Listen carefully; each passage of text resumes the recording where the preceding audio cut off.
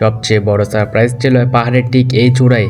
এখান থেকে তাকালে একদিকে নীল দিগন্ত সাগর আর অন্যদিকে পাহাড়ের সবুজ, এই কম্বিনেশনটা দেখার জন্য আমি বারবার এখানে আসতে রাজি। প্রকৃতির এই বিশালতার সামনে দাঁড়িয়ে নিজেকে খুব ছোট মনে হচ্ছিল।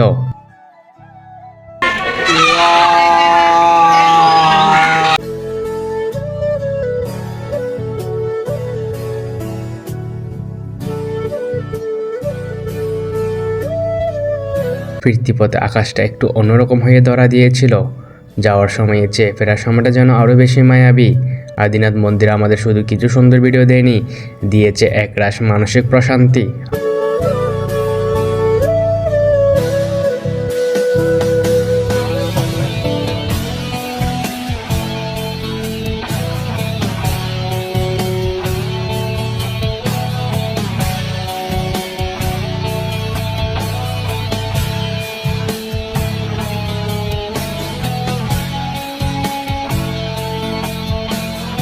আজকের এই জার্নিটা আপনাদের কেমন লাগলো কমেন্টে জানাতে ভুলবেন না। দেখা হবে পরে কোনো অ্যাডভেঞ্চারে।